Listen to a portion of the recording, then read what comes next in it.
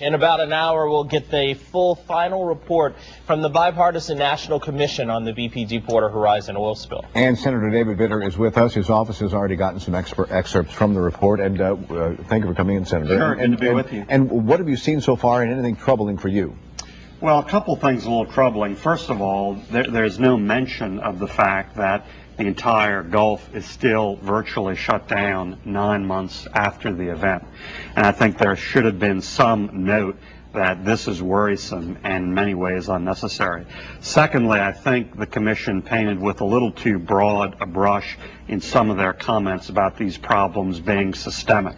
There were horrible misjudgments that went on in this case, not just one, but several. But you think it's isolated, though, however, right? there's no evidence that that's run-of-the-mill decision-making in the industry.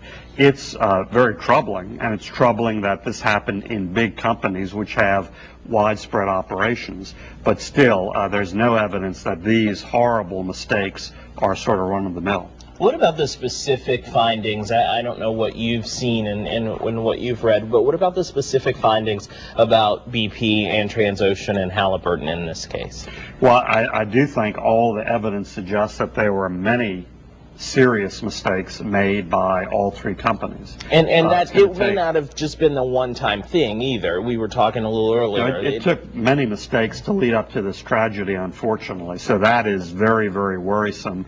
And these are major companies that have widespread operations. So we certainly need to dramatically change that. In the case of BP, unfortunately, they've had a history of this sort of careless culture in the industry. And a lot of folks in the industry will tell you that, and really look back and say the industry should have done something about it before, because there was certainly that record and that careless culture before the event. And there are some who do feel that maybe BP just finally got caught on this, where some other companies who may have done similar things have just been lucky and didn't have accidents like this. Well, again, in my opinion, the statement that the issue is systemic was a little overblown in the report. And now we had Ken Feinberg in earlier this morning.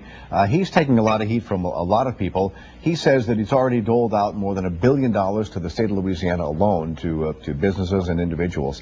How do you feel his job is going so far?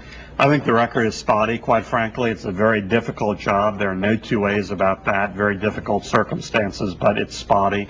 We deal with cases all the time where clearly the case isn't getting the attention it deserves. And I encourage anybody out there, if you have frustrations, don't hesitate to call my office, 589-2753, and we can focus on the case and rattle the cage of...